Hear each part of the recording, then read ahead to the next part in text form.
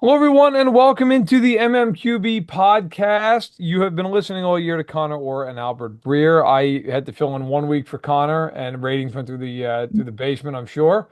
But a show that we did last year is now back. It is Gilberto Manzano and I, Matt Verderame, here at Sports Illustrated as we are getting ready for Week 8. But before we get into all the NFL stuff, Gil, it's been a while since I've seen you. How are you? What's going on? Yeah, I'm doing well. A little early out here in the West Coast, but I'm gonna bring the energy because I haven't seen you in a long time, Matt. We haven't had the midweek show here at the MMQB podcast, so very eager to have this going. But I gotta say, maybe for you, I shouldn't complain about having maybe an early morning. You've been up early writing about DeAndre Hopkins, so for me, I should shut up, right? I got a text from our editor at 6:30 in the morning. So, yeah, I didn't even see it because I was taking my daughter to school, and then I saw my phone just exploding and lighting up, and it was texts and Slacks and whatever. So, yeah, I'm awake, to say the least. I like the Kraken hat, man. In the hockey these days, you Yeah, turn the page. I know you're a hockey guy. You're wearing the New Jersey Devils hoodie I there, am. and I am. people always ask me, "What the hell are you wearing? What logo is that? What hat is that?" And I went to Seattle not too long ago, and I've always liked the logo, and half the people tell me they hate the logo. I had no idea. I think it's kind Yeah, of cool. yeah, I don't know anything about hockey, but I was in Seattle. I saw the hats everywhere. People are supporting out there, so why not? I picked one up. sure. Yeah, what the hell? Yeah, I'm a fan. I like the logo.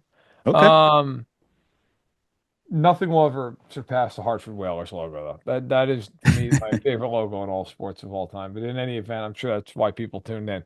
Yeah, hockey. Look, so it's Wednesday morning, for those who may be listening a day or two later. And there was breaking news that we kind of alluded to earlier, which is DeAndre Hopkins getting traded for a draft pick, a fifth round pick that can convert into a fourth round pick, and he goes to the Kansas City Chiefs, who obviously need some receiver help. Hollywood Brown is out for most, if not all, of the year. Rasheed Rice is out for the year. Juju Smith-Schuster has a hamstring injury that's going to keep him out at least for next week, maybe beyond that. Your initial reaction to the Chiefs acquiring Hopkins? Yeah, I'll kind of go off of what I read from your story at SI.com. The Chiefs going all in, and it's a little weird because they are 6-0. They are in first place. They have a dominant defense. They still have Patrick Mahomes. They still have Andy Reid. Nobody wants to hire Spags, so that's a benefit to the Chiefs. So great DC. But we all have eyes. We've been watching the Kansas City Chiefs offense, and they haven't been doing well. But the other part about it too is like we saw this last year, and you get Mecole Hardman, and that's about it. And then Rasheed Rice, becomes a star. Travis Kelce picks it up. So you're thinking, are they going to do anything? Are they going to get complacent? But it just felt, Matt, like it was a little different from last year. It felt worse. It's kind of like you were asking Kareem Hunt to come back, Juju Smith-Schuster, a lot of injuries that can you rely on Xavier Worthy to be Rasheed Rice of last year to Right. develop into a star at the end of the season? Maybe it could happen. I wouldn't put it past Andy Reid to unleash him fully in December and January, but it just felt a little different. And I don't know how you feel about this, but I'm not gonna say this could be a reach point. I'm not gonna say it's gonna be a total counter to what maybe the Bills did with Amari Cooper, to watching the Ravens just drop points every single week, 30 to 40 points on everybody. So you couldn't get complacent. I think the AFC is not as loaded as the NFC, but you had to do something. You couldn't just stand there. And maybe the bigger part of it, Matt, and you've talked about it in your story, you're going for history. You don't want to settle. You want to become the first team in NFL history to win 3 consecutive Super Bowls. So when you're seeing guys like Noah Gray leading your receiving yards, you might not do that. You could. You're still the Chiefs at the end of the day. But why get complacent when there's so many wide receivers available? Yeah, they're running out now, but you got D Hop, and I don't know how much D Hop brings to the table, but he was pretty damn good last year. And then this year, I'll give him a pass. That Titans offense has been terrible. You got Will Levis and Mason Rudolph, so why not go give him a fifth round pick, maybe a fourth round pick to see what he has. Yeah, I've watched as much of the Titans as I can possibly stomach, and I mean they can't throw. They can't throw the football. I mean Calvin Ridley has 12 catches this year. So, last year, as you mentioned, went over 1,000. Look, he's 32 years old. I don't think Hopkins is the guy that had 1,500 yards 5 years back. Like that's a completely unrealistic expectation. I do think he's still the guy that we saw a year ago, who's a 1,000 yard receiver who can make plays and beat press coverage and get open in zone and all the rest of it. And I think for the Chiefs, like that's what you need. You don't need Tyreek Hill back. You need somebody who just can make plays and be a possession receiver. And talking to some people around the league this morning, I think the general understanding and the general thought process is, look, they're trying to replace Rashee Rice, who was a possession receiver, a guy who wasn't necessarily going to get deep down the field very often, but was going to make those short and intermediate catches and be a problem in man coverage and get himself open. And I think that's what they're looking for in Hopkins. I don't think they're looking for a burner. They've got that in Worthy. Worthy can get down the field. He can stretch you. Um, and to your point about Cooper and all the rest of it, yeah, listen, I think Cooper's a better player at this point. I also think that it's close enough that it's not that big of a difference. And I think if you're Kansas City, your whole thing at this point is kind of keeping the Bills at an arm's length. And by getting Hopkins, you probably do that. Baltimore, I think, is the second best team in the conference. Um, I also think the Chiefs have absolutely no fear of Baltimore because they beat them every time they see him. Yeah. Every single time they see him. And they already saw him this year and they already beat him and they held him to 20 points. And if they see him again, they're going to put eight guys in the box and they're going to put McDuffie on Flowers and they're going to say, beat us. Do it. Throw the ball 40 times and beat us. And no, look, what becomes interesting to me now, though, is okay, so the Chiefs have made a move. The Bills have made a move. The Jets made a move. They're 2-5 and they're the Jets. Like, does Baltimore now make a move? Does Houston make a move? Although Houston made its big move this offseason with Diggs, so like, does that kind of mitigate it? Maybe.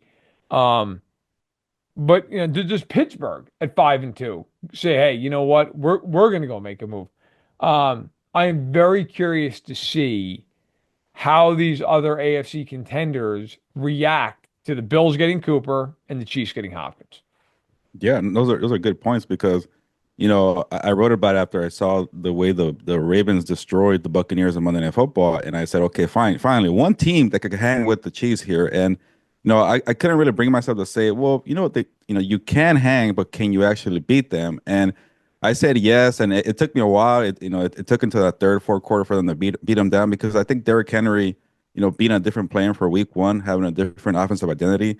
But you shouldn't get complacent. Same thing with the Ravens, though. You've lost many years to the Chiefs. Yeah, Henry is definitely a difference maker, but I think defensively they have a lot of issues. Maybe I'm looking too much at the offense. They're scoring points. I want to say this might be the best offense in the Jackson era. I know he won MVP Yeah, might last be. year, MVP 2019, but you didn't have Derrick Henry. You weren't passing at the rate that you're passing now. It's not 200 yards per game. I think Jackson's getting close to 300. So, but the defense was Zach Orr, very concerning. You should have never let the Buccaneers drop 31 points on you and get closer. So maybe something defensively for the Ravens, or are you gonna bank on Mark Andrews, Isaiah Likely, and Zay Flowers to keep doing what they're doing? Maybe it would be good idea to get a wide receiver. So obviously there's rumors about Cooper Kupp. You had a great piece on all the wide receivers being available. You still got Mike Williams, Darius Slayton, maybe a Tyler Boyd, maybe not on T Higgins, but you never know. So yeah, definitely all these moves are happening in the AFC, and then the Chiefs keep winning every damn year. Why are you going to be the one being complacent? So make a move. Buffalo already did it. Pittsburgh, I think maybe could definitely maybe get to that a higher level. They're not really there with the big four. I shouldn't say big four. There's big two and then another two, Bills and the Texans. But can you rely on Russell Wilson to just throw moonshots to George Pickens every single game? Is that going to work? I don't think so. So yeah, definitely. Those teams right there that we mentioned should definitely be in a race there. After that, on the AFC, I don't care. I don't see the Colts or the Chargers or the Broncos doing Yeah. anything. But those five teams right there, have somewhat of a chance. Yeah, look, I think it's fair to kind of qualify it as that. I mean, I look at the AFC and I personally see it as Kansas City, and then there's a half step, and there's Baltimore, and there's a half step, and there's Buffalo and Houston. And then to me, there's a pretty big step after that. And Yeah. you know, I Pittsburgh. I know maybe some Steelers fans would argue that and say 5-2. Look, the offense just I don't know that that offense can do enough against those teams in a playoff game. I don't know if that can happen. Um, Ironically, I'd give Pittsburgh the best shot of the four teams against Baltimore because they see them all the time and they know them. And those games are always tight and they're always tough. But, listen, I think the overarching point that I would make coming out of this is the Chiefs knew they had to go out and get somebody based on everything that was going on in their receiver room, and they did it. You can't blame Brett Veach if they don't win a third straight. If it doesn't work out, he got Hollywood Brown for the year. He got hurt. Now they bring in DeAndre Hopkins. We shall see. Now, like there had been reports earlier in the year he's playing on a partially torn MCL. Those things tend not to get better during the season. If you're the Chiefs, you know that. You just hope it doesn't get worse. And I would suspect that they might even try to manage him somewhat throughout the course of the season, just trying to get to January. Because let's face it, for them, that's all they care about. They care about January and February. But it is interesting to see how things are shaking. And then look, to dovetail off that and go into the rest of the league. Um, Week 8, we have a handful of interesting games, and we can get to a lot of it. But let's go to where the Chiefs are playing, and they're playing in Vegas. They're taking on the Raiders. The Raiders have already traded Devontae Adams. Do you think they will trade Max Crosby before the deadline on November 5th? I don't know if they will, just because Mark Davis went on the record and said, that's not going to happen. But why not? I've been very critical of the Raiders because they have these half in, half out kind of approaches. They want to rebuild, but then like, oh well, Raider fans are complaining about not having a star player. Or let's go get Devontae Adams. But why would you pair Derek Carr with Devontae Adams? You've seen Derek Carr for many years. You just fired John Gruden. You needed a total rebuild. They didn't do it. When they fired Josh McDaniels, they got Antonio Pierce, and they signed Christian Wilkins. Like you're operating like you're a good team, and yeah, they had a good defense last year, but all they were doing is just being stuck in mediocre land. 7 wins, 8 wins, 9 wins. So at that point, enough is enough. Go for the full rebuild. You see what the Commanders are doing with Jaden Daniels. You see the Bears with Caleb Williams. Like, why don't you want that? Why don't you rather have that than going for Gardner Minshew and Aiden O'Connell? So uh, yeah, definitely. You should trade Max Crosby. Great player. He fits the Raiders there. I wonder how much they could get for him, a premier pass rusher in his prime. Maybe a first round pick, but those are kind of hard to come by nowadays. So, and in his contract is not, it's not to the point where he's getting paid like Nick Bosa there. So it's definitely manageable. But I definitely think that the Raiders should do it. You hired Tom Telesco because he's an experienced GM. So let him rebuild it. Try to find a young quarterback in the draft. The reason you're in this position last year, you're having a parade for beating the Chiefs on Christmas Day. You're having a parade for crushing the Chargers on Thursday Night Football. But where did that get you? Number 13 in the draft. You missed out on 6 quarterbacks because you wanted to win a couple of games there. So definitely go ahead and tank. I know the T word is scary in the NFL. Embrace it. So why not tear it all down? And get rid of Max Crosby and then just try again. You can't be left out. I know that the quarterback class is not as good as last year. People say that every year, I feel like. But you got to get a top 5 pick and create some kind of value for yourself.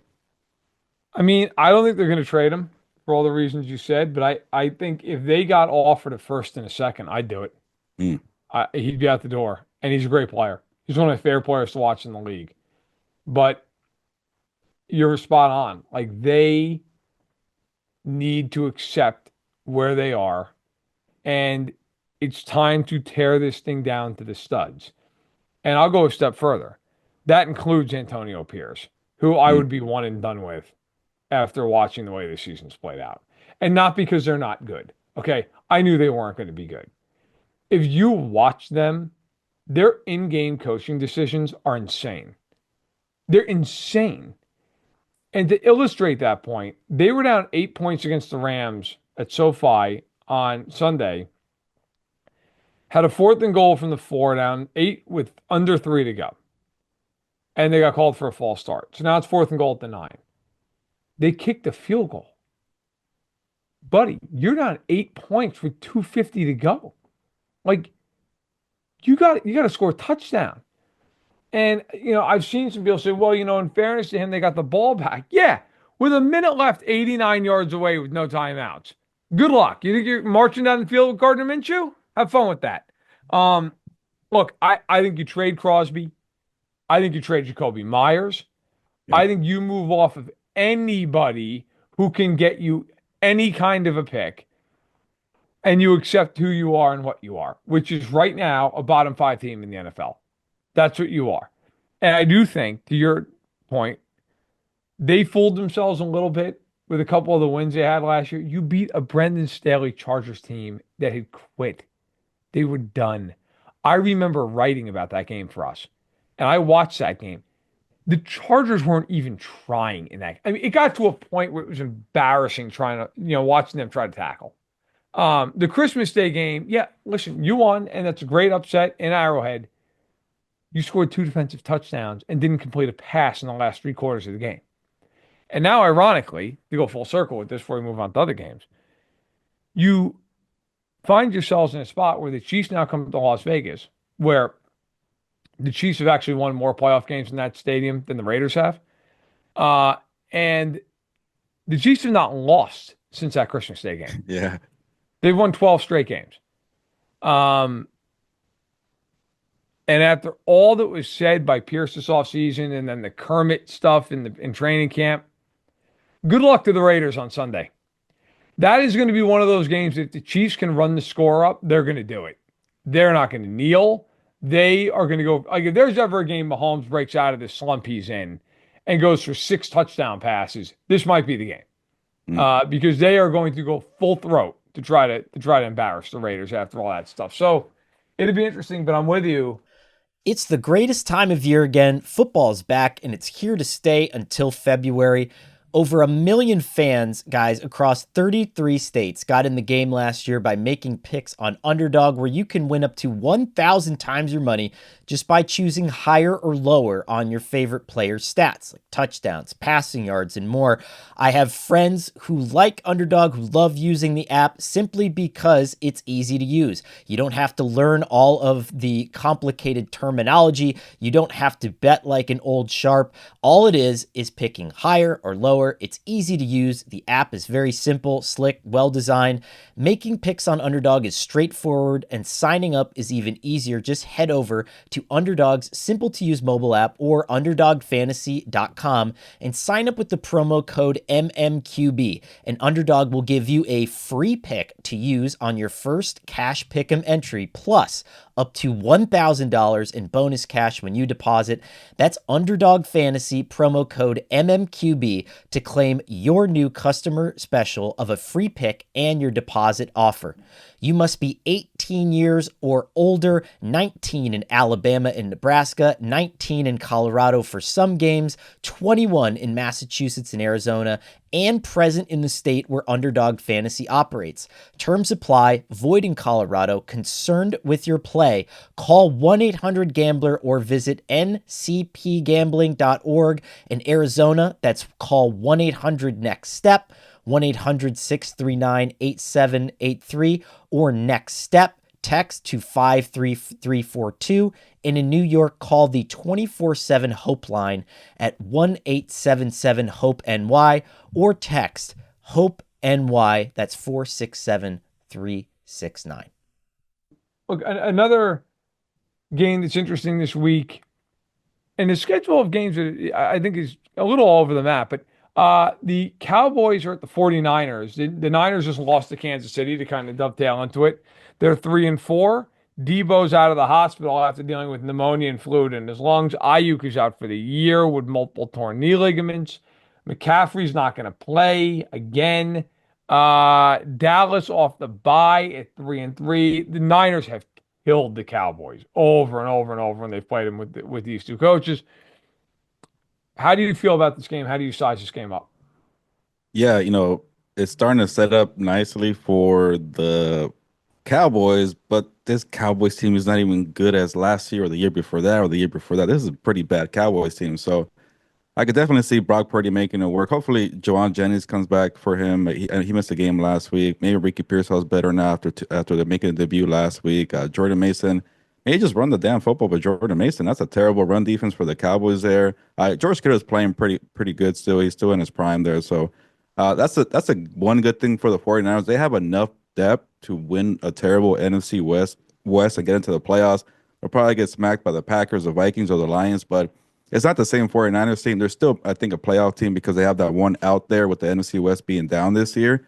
But, Cowboys, you keep getting whooped by the 49ers, but, you're getting worse. You're going backwards. That's why Jerry Jones is fighting with people on the radio and saying, Yeah. well, what do you want me to do here? Well, you're the GM and the owner. You're bragging about it before the season, and you couldn't fix the run defense. You couldn't fix the running game. You couldn't get better players for Mike Zimmer. He's taking all the heat now. So yeah, it's a disaster there. Michael Parsons been hurt. I got to check the injury report. I know still Wednesday on Michael Parsons, but they're coming off a bye week. Maybe that's better there for Dak Prescott and CeeDee Lamb. But what else do you have? Yeah, Jalen Tolbert was pretty nice for a week or two, but Rico Dow and Zeke are not going to do anything for you. So this 49ers team still has enough depth to get by a team that's mediocre or worse. And when you call it, when you talk about the Cowboys. Yeah, look, I feel like this is a game where everybody's going to spend all week talking about how the Niners are cooked Yeah. and the Cowboys are coming off the bye and they're rejuvenated, and then the Niners hang like 40 points on the Cowboys. I feel like that's where this thing is headed. The Cowboys haven't stopped anybody this year that's any good. Uh, why are they going to do it now? And the Niners, listen, they're beat up badly. Like I get it. They're still better than the Cowboys are. I just don't see why anybody loves this Cowboys team. You have CeeDee Lamb on offense, and he's it. He is it. Their running backs aren't good. The line's kind of whatever. Dak is good, but not great. They don't have any other weapons to scare you. And defensively, look, I mean, Parsons coming off the injury. But again, I mean, their secondary's gotten cooked all year long. It's not like they've played well. Um, yeah, I feel like this is one of these games where everybody's kicking dirt in the Niners a little bit prematurely, and everybody's going to give the Cowboys a little bit of love because they're coming off the bye. And I think, I don't know, the Cowboys still lose this game by double digits. But it's also a game I will say if Dallas wins, I kind of look at the Niners and say, all right, you're 3-5, you might be cooked. Now you might be cooked. I'm not ready to go there yet. They lose this game, it feels like it might be too tall of a hill to climb.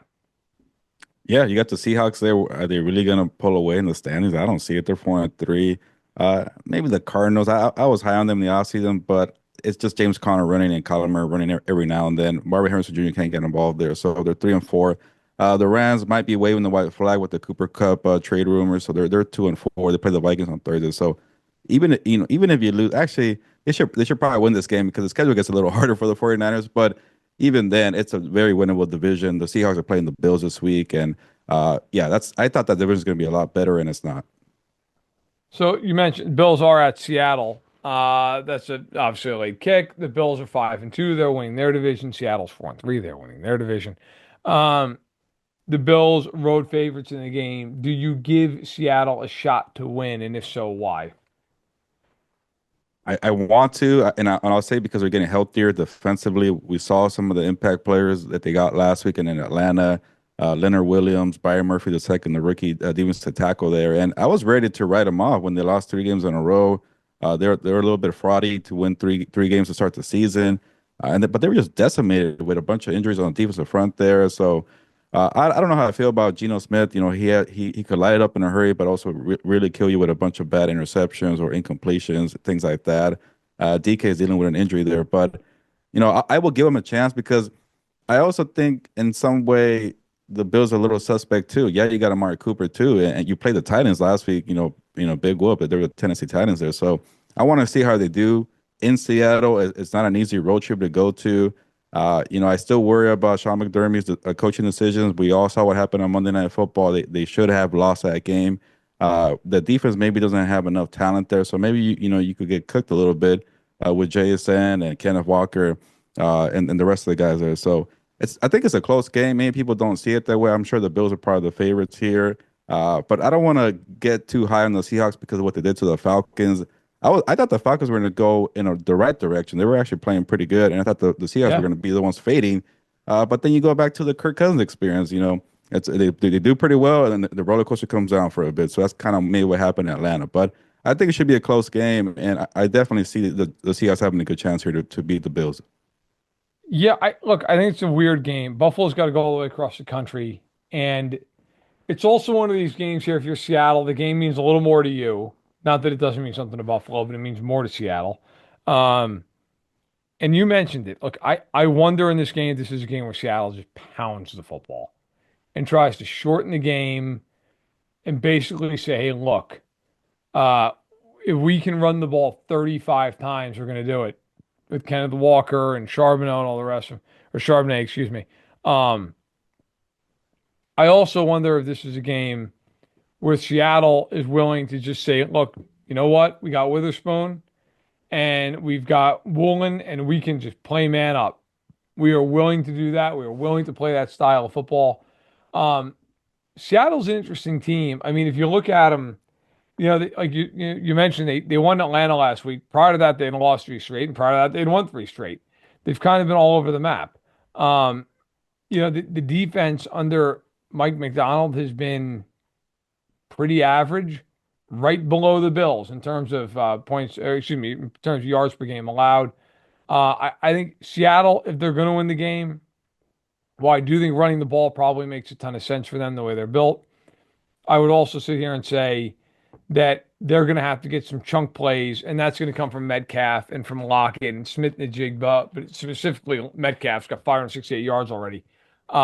They're going to need him to play well. They're going to need him to get to make a play or two that changes the game. I think if they can't get that, then it's hard, right? It's hard to just run for 4.5 yards a clip constantly and win. And also, the other thing I mentioned at the top with Witherspoon and Woolen is Woolen playing. He has been banged up this year. He's only played in 5 of their 7 games. Do you get him at full strength? Is he good to go? Because right now, as we sit here, he hadn't played the last 2 games. So we're gonna find out. We'll see.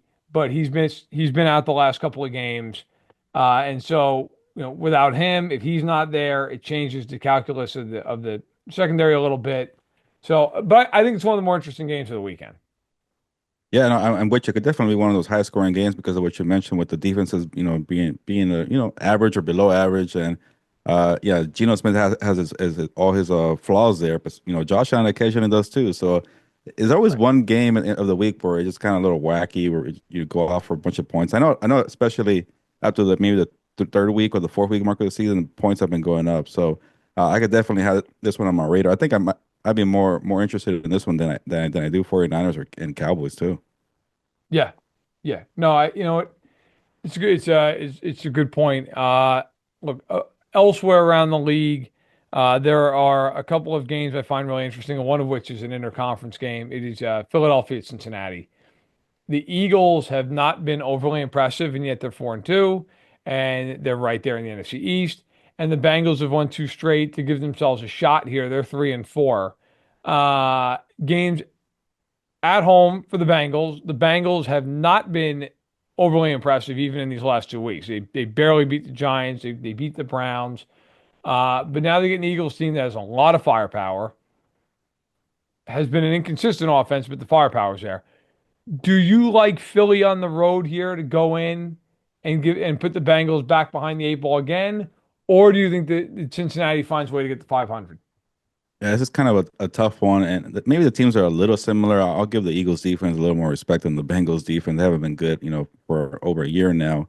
But they have a lot of firepower, but sometimes they have these sluggish games. Like Cincinnati last week, like you should have put away the Browns a lot earlier than you did. I think it was maybe like a 21-14 game.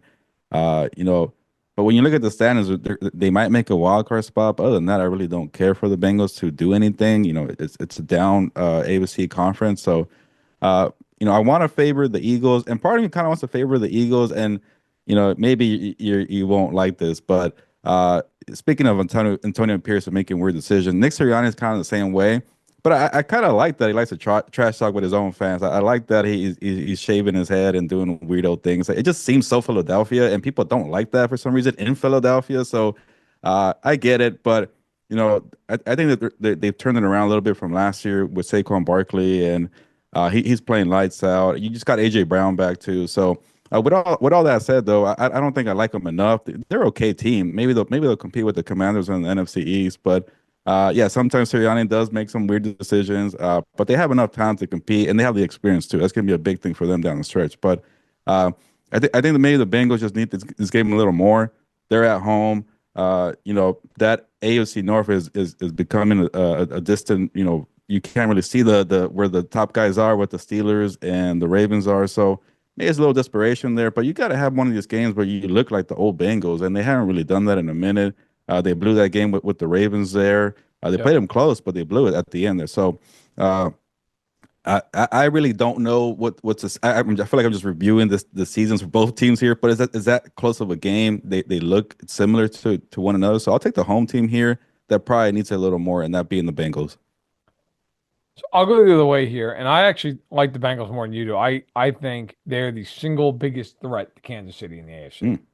They match up with them. They're a problem for them. I don't think they're the second best team, but I think they're the biggest matchup issue. Uh, look, I worry about the Bengals defensively in this game. They got torched by Washington. Baltimore lit them up. Kansas City, I won't say lit them up by any means, but scored 26 on them. This has been a defense that has been susceptible to giving up huge plays in the air. Well, this is not the offense to face if you're susceptible to giving up big plays in the air because Hurts will throw it deep. Now, I don't share your enthusiasm about Nick Sirianni. I think Nick Sirianni is on a one-way ticket out of town Mm. sooner rather than later. But I like Philly in this game because of the matchups. I think now I do worry about a couple of really young corners on Chase and Higgins. That is concerning. But I think it's just going to be a really high scoring game. Like I think it's going to be a game that's 34 to 30. I think it's something like that. A lot of points, a lot of back and forth, some lead changes.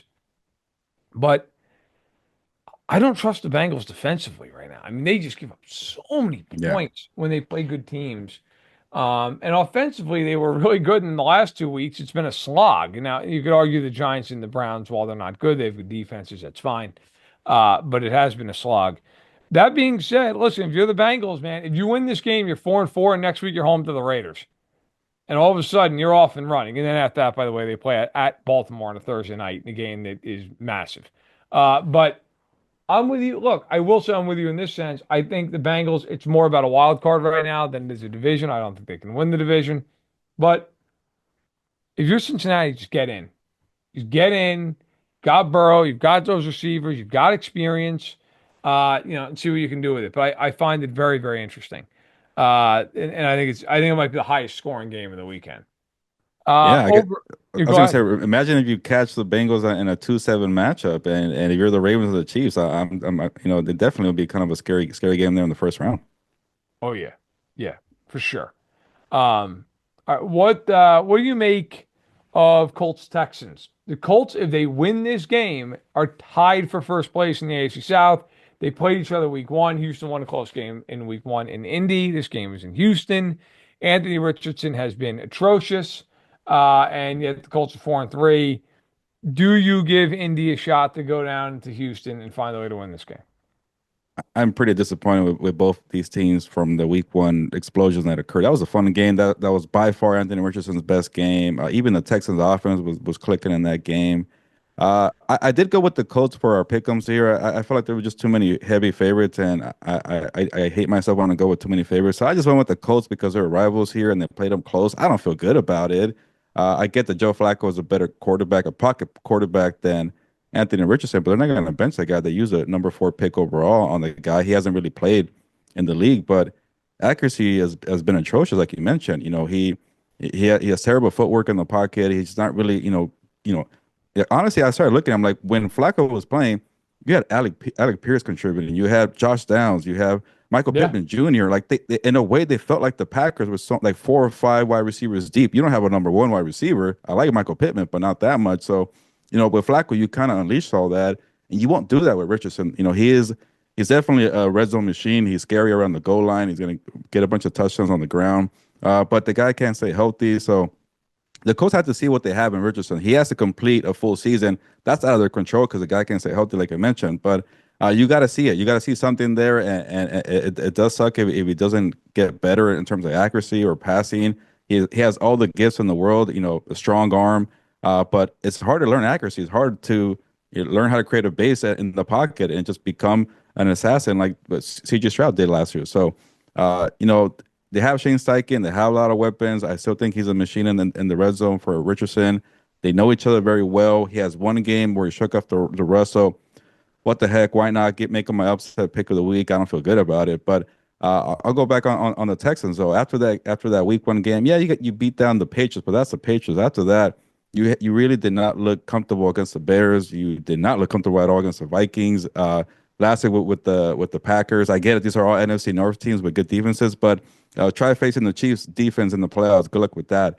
See what happens with that look there. So Bobby Slowick is just too conservative for me. Last year he didn't have a running game. Now it's like, oh, I have Joe Mixon. Let me make up for what I did last year. I didn't have a running game, and it's just run, pass kind of thing. So, and then D'Amico Ryan's also being conservative. I really did not like the final sequence of that game where he sat on the ball, two terrible Joe Mixon runs, and you kicked the field goal with almost 2 minutes to go with Jordan Love on the other side. You're playing with fire and you got burned there. So overall, these two teams are a little disappointing to me. I know that the Texans are probably going to win the AFC South, but you got to pick it up offensively. You got to have better play calls, and you better have more cojones than D'Amico Ryan's and go for that touchdown at the end of the game. Listen, I agree with it. Houston. Well, I think they're going to win on Sunday. I know they're 5-2. They have not played great. They have not played great football. When you watch the games, I've watched every stitch of Texans football outside of some of the game against New England. Uh, it's not been a light show by any means. It's been fine. They're a good team, but I'm with you. Like, do I think they'd beat Baltimore in a playoff game right now? No. Do I think they'd go into Arrowhead in the AFC Championship game and beat them? No. And that's who you're measured against. That's it. I don't care if you can beat the Colts in a wild card game. Great. Congratulations. I mean that's fine. But I do think to your point, like, look, I am a huge CJ Stroud fan. Bro, you can't throw for less than 100 yards against the Packers. You can't. Now, to be fair to him, he was looking at Sky in a lot of that game because he can't block anybody. And that's the other problem here. So I'll pull it up to make sure I'm accurate with this, but they have some of the worst sack numbers against in the NFL. He has gotten hit a lot this season. So they have allowed 21 sacks. The only teams worse are Cleveland, New England, and the Giants. You know what those three teams have in common? They're terrible. Okay, they're not good.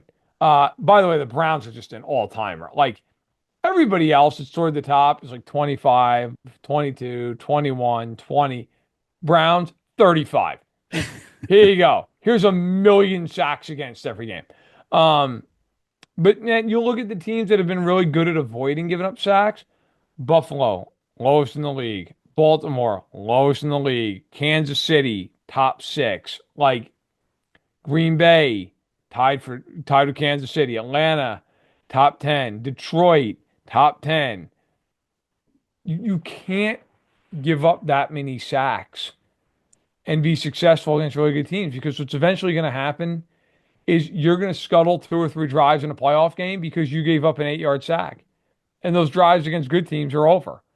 You're not going to be able to get out of it. And so Houston's got to figure this out. Now, they are playing against a Colts team that is rancid defensively.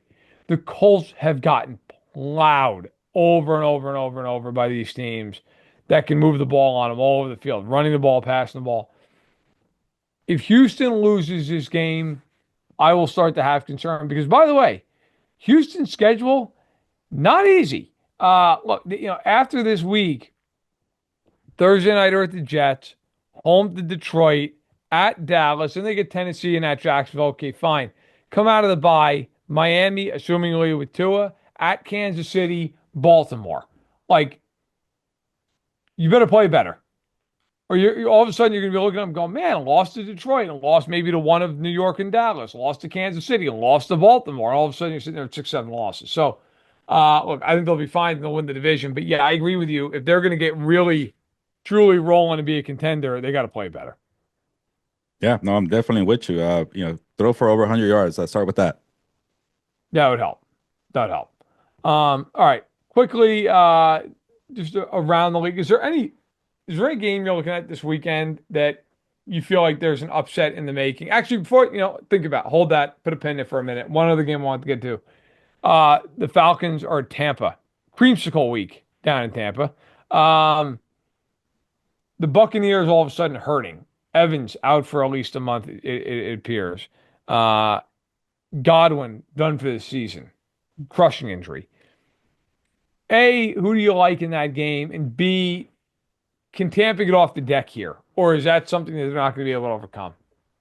Yeah, I guess I gotta like the Falcons here, but they're on the down part of the Kirk Cousins experience right now. But that was just a devastating Monday night in various way for the Buccaneers. They got their butts whooped. They got a bunch of injuries, and to probably the two most important players on the team, Chris Godwin Yeah. and Mike Evans there. So yeah, Todd Bowles took some heat there, and he definitely deserves criticism for the second one with Chris Godwin. Like, what are you doing there? Yeah, I know it was a 10-point game at the end, but that game was not that close. I don't care what Baker Mayfield's taking on the sidelines to try to lead a rally. That game was over midway through the third quarter. So I don't know what happened there. And obviously we don't know what happens with Mike Evans because he did have an injury. He had a hamstring injury. He was on the injury report all week.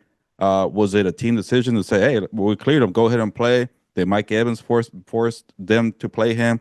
I don't know, but he did not look right. Even on the first touchdowns, he was already kind of limping. And then you keep him in the game after that too. And then he pulled it there on the second try for a touchdown. So Right. uh, I don't want to write them off completely. I'm going to pick the Falcons because it's a brutal week to come back from a short week to 6 days uh, to do that. But you know, they're still the NFC South. I wanted to give the NFC West the title for worst division in football, but the Panthers reside in the NFC South, so I can't really Yeah. do that.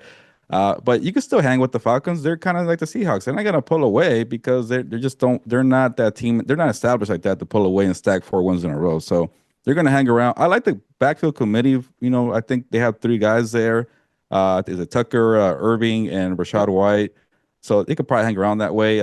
Cade Otton, the tight end, maybe could do something for you. Where you could maybe steal a game like this, but maybe they make a move. I wrote that article about Cooper Cup potential trades, and the Buccaneers are up there because Liam Cohen knows Cooper Cup very well. I know Baker Mayfield didn't play with Cup during that 2022 season because Right. Cup was hurt.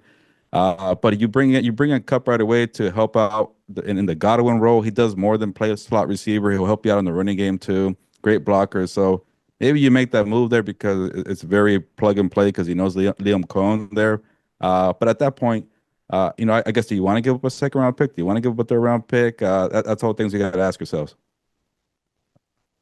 Well said. I'll only add this. Listen, I think without Evans and Godwin, that passing game really ceases to exist. I mean, they simply don't have anybody else behind those guys. In fact, if you look at it, Cade Otton is the next leading receiver, like with 263 yards. The next actual wide receiver is Sterling Shepard. He has 93 yards receiving. I mean, it's just you're going to be starting Sterling Shepard and Jalen McMillan and Trey Palmer, and it's not good. It's not going to happen. And the running game is probably going to dry up some because teams are just going to put 8 in the box and beat me. Do it. Uh, Brutal break for the Bucs. Defensively, they've not been good this year, 28th in the league. But I will say this: you're looking for a ray of sunshine. Their next 3 games are not where you're going to find it because it is a tough stretch. They play Atlanta, then they go to Arrowhead on a Monday night, then they come home and play the Niners.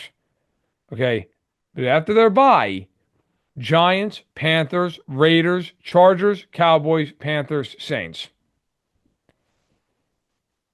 You could easily get 9-10 wins. You could get there. And if you get the 9-10 wins, you're going to be probably in the playoffs in the NFC, and you might even win the division. So all's not lost, but I am with you. I take Atlanta this week. All right, let's close on this. Is there an upset you like this week? And there doesn't have to be. Maybe there's not. But is there an upset that you think you see coming? I don't know. I think I gave mine away with the Colts here because it is a very, I guess, heavy favorite week here. And maybe when things like that happen, it'll probably be a couple upsets here. But, I'll give you one that I'm intrigued about. And I was hoping there'll be the underdog of the Chicago Bears against the Commanders. But Jaden Daniels' injury status, it makes him questionable. So the Bears are definitely going to be the favorite in that game there. But Yeah. if Jaden Daniels, plays, it's gonna be a very good game between the top 2 picks in the NFL draft. And maybe the line shifts and the Commanders become the favorites because they're home with Jaden Daniels healthy. And then in that case, I will take the Bears because they're coming off a bye week. They've been pretty impressive. Caleb Williams is doing Yep. better. Good defense overall. Like I like the Bears, but I feel like once they get to the NFC North schedule, they are going to be a distant fourth team in that conference or division. Got it right the third time. But I think they're still on the maybe somewhat on that level with the Commanders. I want to see where they really stack against them. They might not be with the Lions and the Packers and the Vikings, but I could definitely see them hanging with the Commanders there, who played pretty well. The Commanders have finally escaped that realm of being a bad team, and the way to prove that when you beat up on bad teams and they handle business last week against the Panthers. So it's not a upset special because the Bears are the favorites, but I do want to see how these Bears stack up against the Commanders. Yeah, I was going to bring up that game, but with Daniels being uncertain, Yeah. yeah, it takes a lot of the sizzle out of it. I will take the Cardinals to beat the Dolphins in Miami. Hmm. I think they're going to win that game. And I know Tua might play, but might not play. And even if he does, what is he going to look like? He's been out for a month and a half. Uh, I think the Cardinals are frisky. They're not good, but they're frisky. I don't know that the Dolphins are even that. Like, are we sure the Dolphins are any good? The Dolphins almost lost in Yeah. week one to Jacksonville at home. Like, I don't know. Give me Arizona. Give me Arizona in the upset. All right, man. We'll close it out here. What's going on in life? What's happening? This is a good amount of good stuff here that you are definitely aware of. I'm not ready to share just yet, but I just want to share that I am excited. Life is good, and I'm doing well since the last time that we spoke. And but yeah, other than that, my life has not changed too much besides getting ready for these big time milestones. So I'm not a pickleball master like you, Matt. I know I mentioned that I played it a little bit, but I did Yeah. not pick it up as much as you did. But other than that, yeah, life is good. Well, if it makes you feel any better, I haven't been a pickleball anything the last week and a half because I played for like most days I play about 3 hours. And Wow. I play, listen, we got a flexible schedule. I got time. And I went and I played in the morning and went out with a couple friends, got some lunch, felt fine. Went to get out of my car, could not get out of my car. My back just completely locked Oh up. Like wow. I literally went to pick up my daughter from school and it looked like I was 90. And I figured, I'm like, all right, I've had back spasms, and I'm like, it's all right, it's what it is, whatever. Completely incapable of moving for 4 straight days. Like, just Wow. could not bend, like, could not turn the faucets on. Like, if I had to wash my hands, like, I had to basically like lean my entire body over and just kind of move it around. So then it got better to a reasonable degree, and I'm like, all right, I'll go back and play pickleball. And I hurt myself 3 minutes into playing, but figured like, screw it, I'm gonna play anyway. Went to get out of bed the next day, had to crawl. I could not. Yeah. So now I'm back to like a similar point a week later. I'm going to play tonight. We're going to see Oh, what happens. I'm going. But the sad part was a week ago when I got hurt, I actually played really well. Because once I got hurt, even though it hurt, I was loose. So I was able to do pretty much everything I wanted to do. It's a lower back. It's like a muscle across it was like right above my hips. So I played well. Like I played, friends of mine who were good players, won most of the game. I felt really good about it. Woke up the next morning, I was like, oh my God, like bad idea, terrible idea. And I've had patience and I've sat out and I've sat out and I've sat out. And I'm like, you know what? I'm going to go back, but I'm not going to play 3 hours this time. I'm going to play like game by game and see how it goes. So wish me luck. Hopefully I'm not in traction for the next well, podcast. I'm really hoping you're not playing singles because what are you proving out there, Mr. Tough Guy? Like you don't need to. Like you go ahead and go home, but you're playing doubles and you got to help out a teammate. Then I respect the crap out of you because you got to do it for your teammate. I do always play doubles. So Okay, there you go. yeah, it was funny too because I was playing one of my best friends and he hit a shot. He knew my back was killing me and he hit a shot that was going to make me like lunge and reach for a ball. And I wanted to, I'm joking, like it was a great shot, but I wanted to kill him. I'm like, you're gonna put me in the hospital, man. But it was you will see. We'll see. As I'm sitting here right now, my back has been tight as hell. I gotta like lay down and stretch and do ice. And I'm 36 and I'm basically passed away. So that's where I'm at. But in any event, glad for you. Glad things are well, man. And we will do this again next week. Make sure you subscribe to the MMQB podcast wherever you get your podcasts. And make sure you follow us on X and all the rest of it. So until next week. He is Gilberto Manzano. I am Matt Verderame. Thank you for being here, and we'll be talking to you again really soon. Have a great weekend.